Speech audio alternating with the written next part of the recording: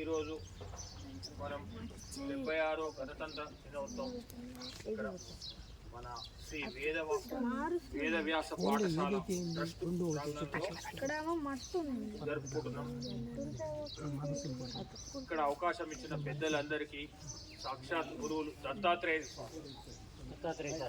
దత్తాత్రేయ శాస్త్రి గారు సాక్షాత్తు స్వామివారు ఇప్పుడు చెప్పిన, నేను ఫస్ట్ టైమే కొంతవరకు విన్నా, ఇప్పుడు చాలా స్వామివారి దగ్గర అయినాయన్నీ మన పిల్లలు భావితరాలకు ఇట్లాంటి మహనీయులు ప్రతిరోజు ప్రతి క్షణం వాళ్ళు అందిస్తున్నారని నాకు తెలిసింది. ఇక్కడ ఈ పాఠశాలలో చేసుకోవాలనే ఒక సంకల్పం మా అదృష్టం కింద భావిస్తున్నాము. మా బ్రహ్మగారు మరియు ఈ కమిటీ సభ్యులు వీళ్ళందరికీ మా యొక్క కృతజ్ఞతలు.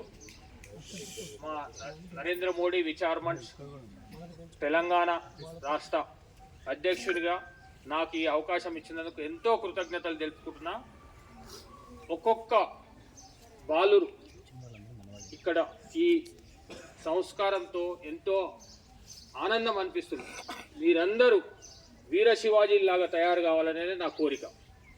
అప్పుడే మన సనాతన ధర్మం, మన భారతదేశం సుభిక్షంగా ఉంటే ప్రపంచం సుభిక్షంగా ఉంటుందని బలంగా నమ్ముతున్నా. కాబట్టి ఇక్కడి నుంచి ఇక్కడ పిల్లలు, పెద్దలు, అమ్మలు అందరూ వచ్చిన వాళ్ళందరూ కూడా మన దేశం కోసం, మన ధర్మం కోసం ఏ సూచనలు ఇచ్చినా నా నంబర్ ఇక్కడ రాశాను, మీరు ఇవ్వండి. మనం మా కమిటీలో తీసుకెళ్ళి పెద్ద ఆయన దగ్గర వరకు తీసుకెళ్ళి మనకు ఏది అవసరమో అది చేసుకుందాం. ఇవాళ పరిస్థితులు గతంలో వేరు, ఇప్పుడు ఈ 10 సంవత్సరాల నుంచి భారతదేశం అభివృద్ధి పదంలో పోతుంది. రాముల వారు కూడా వచ్చారు. 2047 వరకు మనం విశ్వగురువుగా ఎదగాలనేదే నా పూర్తి ఆకాంక్ష, ఆశయం.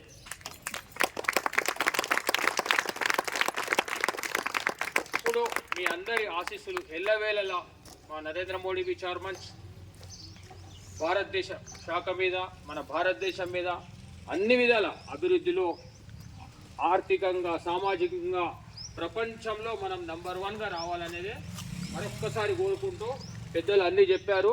అందరికీ నా యొక్క వందనాలు, శిరస్సు వంచి అభినందనలు చెప్తున్నాను. జై శ్రీరామ్, భారత్ మాతాకి జై.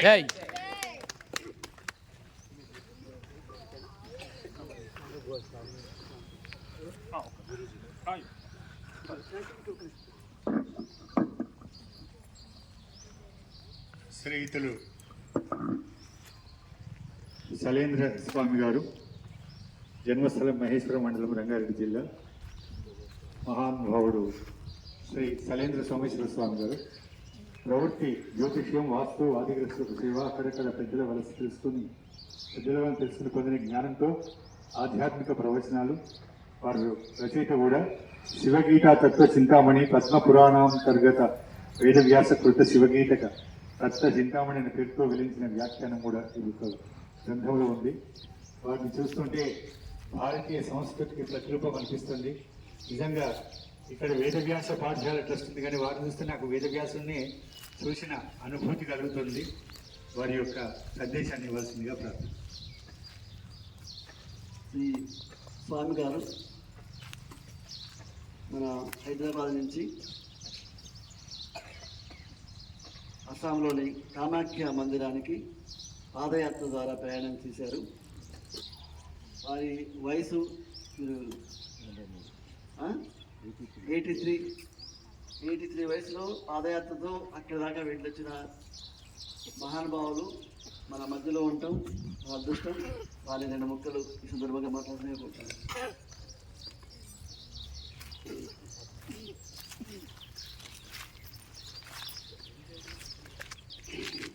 శ్రీ గణేశాయ నమః, గురుభ్యో నమః. ఈరోజు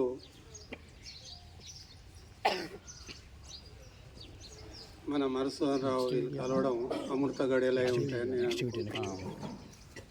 తర్వాత స్వామిగారు పరిచయం లేకుండా పూర్వజన్మలో ఉంటుంది అందరికి. ఇక్కడ తర్వాత ఏది చేయాలన్నా, ఏ కార్యం చేయాలన్నా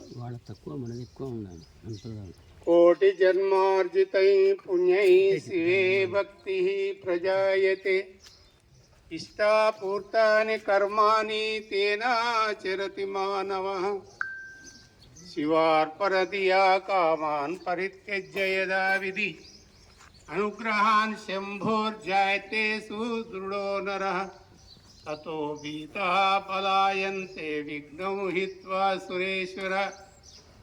కోటి జన్మల పుణ్యం ఉంటే గాని శివ అనలేము. కోటి జన్మల పుణ్యం కన్నా ఎక్కువ ఉంటే కానీ ఎటువంటి కార్యక్రమాలు చేయలేరు. మరి ఇక్కడ వచ్చిన ప్రతి భారతీయుడే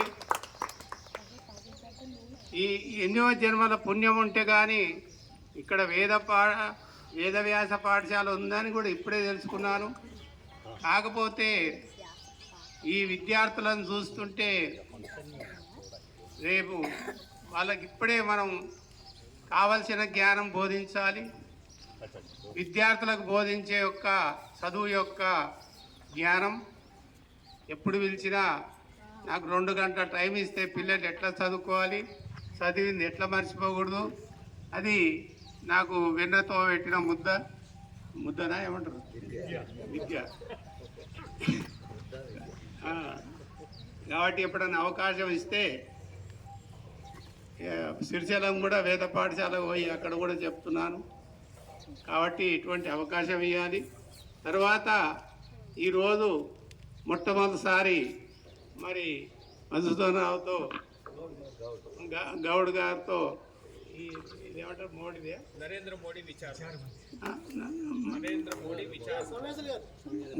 మోడీ విచారమస్తు వారు నాకు ఒక బంధం కలిగించారు. నా చేతనైనంత సంపూర్ణ సేవ చేస్తానని నేను మీ అందరి ముందు వాగ్దానం చేస్తున్నాను. శివగీత అనేది యూట్యూబ్లో శివగీత బై సోమేశ్వర స్వామి అని వస్తుంది, లేదా శివగీత బై బాలసుబ్రహ్మణ్యం గారు ఆడినారు కాబట్టి అట్లా కూడా వస్తుంది యూట్యూబ్లో. ఎస్పి బాలసుబ్రహ్మణ్యం గారు శివగీత బై ఎస్పి బాలు గారు కొట్టినా వస్తుంది. 18 అధ్యాయాలు భగవద్గీతలు ఎలా ఉన్నాయో శివగీతలు కూడా 18 అధ్యాయాలు ఉన్నాయి. 18 అధ్యాయాలు కూడా బాలసుబ్రహ్మణ్యం గారితో 2010లో గానం చేయించారు. కాబట్టి ఇటువంటి అవకాశం దొరకడం ఈరోజు ఉదయం లేచిన పుణ్యం. ఇది జీవితాంతం ఉండాలని కోరుకుంటున్నా. మన బంధుత్వం ఎప్పటికి ఉండాలి. ఇక్కడ అందరి పేరు అందరికి తెలియకపోవచ్చు. కాబట్టి భగవద్గీతలో ఏముంది, ఉద్ధరేత్ ఆత్మానాం ఆత్మానాం నమాత్మనామాసాదివే ఆత్మహి బంధురాత్మహి రిపురాత్మన. ఎవరికి వారు ఉద్ధరించుకుంటే వారికి వారే మిత్రులు, ఎవరైతే ఉద్ధరించుకోరో వారికి వారే శత్రువు. అటు మన దేశాన్ని మనమే ఉద్ధరించుకోవాలి. ఉద్ధరించుకోకపోతే మన దేశానికి మనమే శత్రువు అయిపోతామని నా అభిప్రాయం. కాబట్టి మేము ఈరోజు వారు మాకు ఇచ్చిన బాధ్యత ఒక రకంగా వీలైనంత వరకు ప్రయత్నం చేస్తాను. తప్పకుండా మీ అందరి ముందు మన మధుసూదన్ రావు గౌడ్ గారికి వాగ్దానం చేస్తున్నాను. మరి ఈ పరిచయం చేసిన నాగార్జున సింగ్ వారికి వారి కుటుంబానికి మంచి శుభాలు జరగాలని. మరి ఇక్కడ అందరూ నాకన్నా పెద్దవాళ్ళు కూడా ఉన్నారు, విద్యావంతులు ఉన్నారు. వేద పాఠశాల అంటే భగవద్గీతలో ఒక వాక్యం చెప్పుకొని మానేసి ఇప్పుడు సనాతన ధర్మానికే పోతున్నా నేను. యావార్ధముదపానే సర్వతా సంలతోదికే తావా సర్వేషు వేదేషు బ్రహ్మణస్య విజానత అన్నాడు. వేదం ఎటువంటిది అంటే భూమి అంతటా నీళ్లు ఉన్నాయి, మన కాళ్ళ కింద కూడా నీళ్లు ఉన్నాయి. వేదాలు కూడా అంత పెద్దయి. కాబట్టి వేదం నుంచి ఏదో ఒక మంత్రం తీసుకొని తరించాలని పెద్దల వాక్యం, కృష్ణుని వాక్యం, భగవాన్ వాక్యం. కాబట్టి ఈ అవకాశం అటువంటి పెద్దలందరికీ నా శుభాలు, శివుని యొక్క శుభాలు జరగాలని.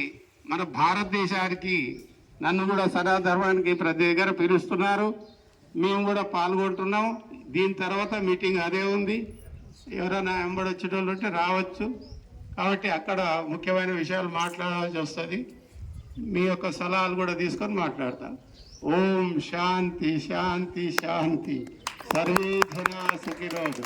భారత్ మాతా కీ జై గో మాతా కీ జై గో మాతా కీ జై ఓం నమః శివాయ. శ్రీ బుర్రా సోమయాల్ గారు. ఒక్క సెకండ్. హలో, జై శ్రీరామ్. ఇక్కడ ఉన్న పెద్దలకు అందరికీ మరియు చిన్నపిల్లలు కూడా దైవ స్వరూపం. వాళ్ళకు వచ్చిన ఆలోచనలు కూడా దయచేసి నోట్ చేసుకొని మా నేషనల్ ప్రెసిడెంట్ రవి చాణక్య గారు ఇలా దేశం కోసం ఆయన పూర్తిగా తన సొంత జీవితాన్ని కూడా వదిలి ఈ యొక్క శ్రమ కోర్చి భారతదేశం అంతా పర్యటిస్తూ అహోరాత్రులు శ్రమిస్తూ చేస్తున్నాడు. మొన్ననే మాకు గుజరాత్లో ఒక మీటింగ్లో ఒక టాస్క్ ఇచ్చారు. మన 780 జిల్లాలు భారతదేశంలో సనాతన ధర్మం కోసం, మన దేశం కోసం అన్ని శాఖలు ఏర్పాటు చేయాలని ఒక ఆదేశం ఇవ్వడం జరిగింది. నేను మీ అందరినీ ఈ సభాముఖంగా మనవి చేసుకుంటున్నా. మన తెలంగాణ రాష్ట్రం, ఆంధ్ర రాష్ట్రంతో పాటు నాకు ఈ మధ్యనే మొన్న దక్షిణ భారతదేశ బాధ్యతలు కూడా కొంచెం అప్పచెప్పారు. మీ అందరి ఆశీస్సులు దేశం కోసం ప్రతి చిన్న పిల్లల సూచనతో సహా నా ఒక కోరిక ఏంటంటే 0 to 108 అని నేను ఎప్పుడు కోరుకుంటుంటాను. పుట్టిన శిశువు నుంచి 108 ఏళ్ళు పరిపూర్ణంగా మనకు బతికే అవకాశం భగవంతుడు ఇచ్చిండు, ప్రకృతి ఇచ్చింది. కానీ మనం తెలియక కొన్ని ఇబ్బందులు పడుతున్నాము. కాబట్టి గోమాతను నేను నరేంద్ర మోడీ విచార్ మంచ్లో ఉంటూ మా ప్రభుత్వానికి కూడా నేను డిమాండ్ చేస్తున్నా, గోమాతను భారత రాష్ట్రమాతగా డిక్లేర్ చేయాలి. మా రవి చాణక్య గారికి ఈ విధంగా మీ అందరి ఆశీస్సులతోని నేను కూడా కృతజ్ఞతలు తెలుపుకుంటూ, మీ అందరి ఆశీస్సులు, మోదీ గారు ఆయుర ఆరోగ్యాలతోని మన భారతదేశాన్ని విశ్వగురువు చేసేంత వరకు ఆయన ఆయుర ఆరోగ్యాలతోని ఉండాలి, అధికారంలో ఉండాలని కోరుకుంటున్నాను. జై శ్రీరామ్. శ్రీ బుర్రా సోమయాల్ గారు ఎస్పీహెచ్లో జనరల్ మేనేజర్గా చేసి రిటైర్ అయ్యారు. వారు ఆన్లైన్లో దేశభక్తి గీతం కానీ అలాగే తెలుగు నేర్పడం, చాలామంది విద్యార్థులకి సంస్కృత పాఠాలు చెప్పడం ప్రవృత్తిగా పెట్టుకున్నారు. వారిని ఒక్క నిమిషం మాట్లాడవలసిందిగా కోరుకుంటున్నాను.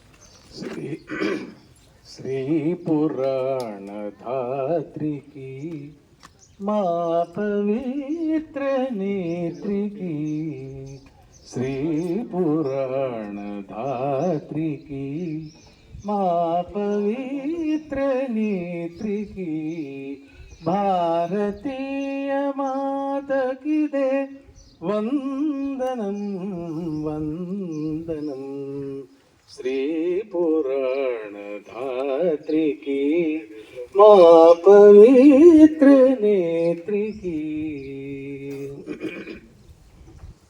పూజనీయులైన త్యాగరాజ వాల్మీకులకు వందనం అభివందనం.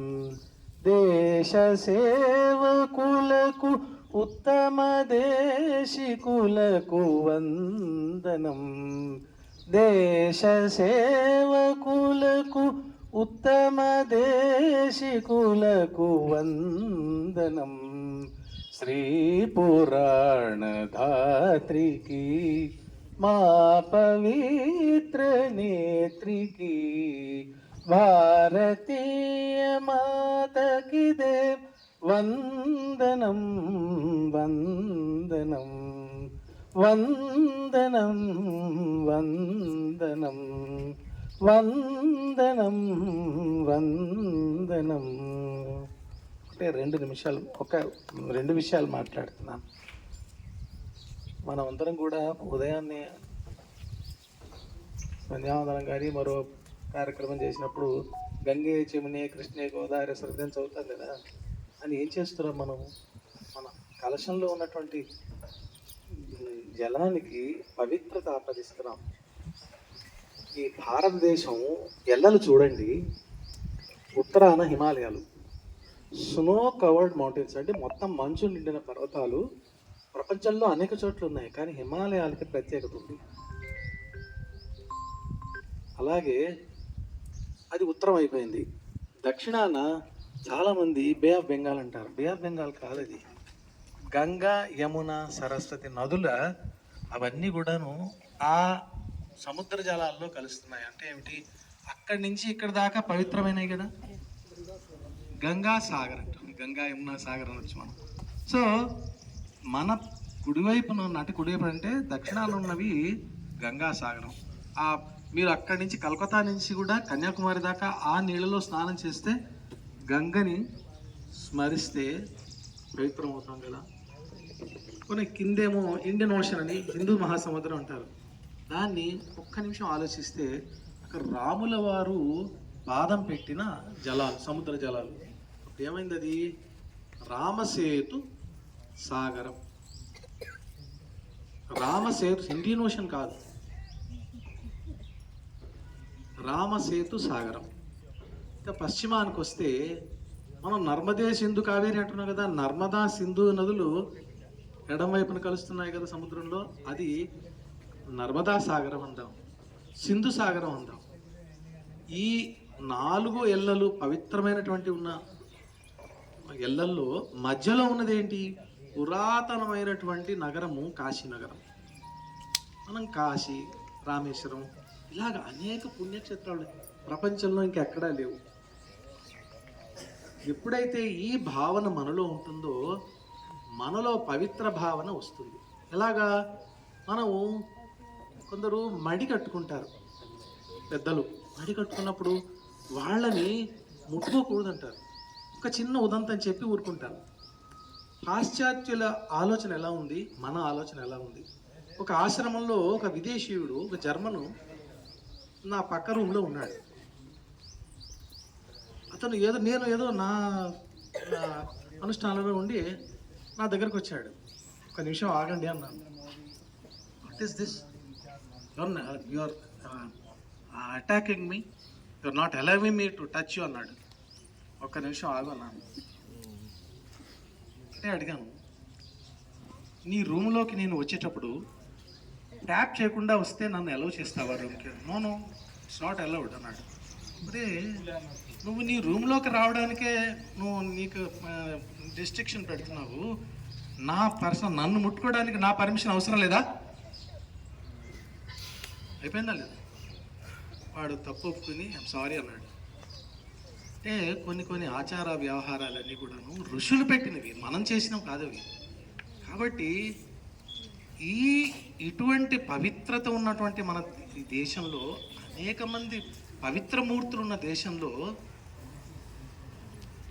మనం జీవిస్తున్నాము, ఒక పద్ధతిలో జీవిస్తున్నాము, మనని మనము సంస్కరించుకుంటున్నాము ప్రతి నిమిషం కూడా. సో అటువంటి ఆలోచనలు ఉన్నవారు తప్పకుండా దేశానికి, సంస్కృతికి, సనాతన ధర్మానికి వారే రక్ష. ఇంకొక విషయం చెప్పి కోరుకుంటాను, మన భారతదేశాన్ని చుట్టూ సైనికులు కాపాడుతున్నారు, వాళ్ళ ప్రాణాలు వడ్డీ చేస్తున్నారు. రెండో వారు ఎవరంటే సంస్కృతిని రక్షిస్తున్న వారు, వేద ధర్మాన్ని ఆచరిస్తూ ఈ భారతదేశాన్ని రక్షణ కోసమని రెండో వారు. మొట్టమొదటి వారు లేకపోతే మనం వేదం చదవలేము. కాబట్టి వాళ్ళని తలుచుకోవాలి. తర్వాత మన వేద విద్యార్థిని, వేద అధ్యాపకుల్ని, గురువులని, వాళ్ళని గౌరవించడం, వాళ్ళు చెప్పిన మార్గంలో నడవడము మన లక్ష్యం. జై హింద్, జై శ్రీరామ్.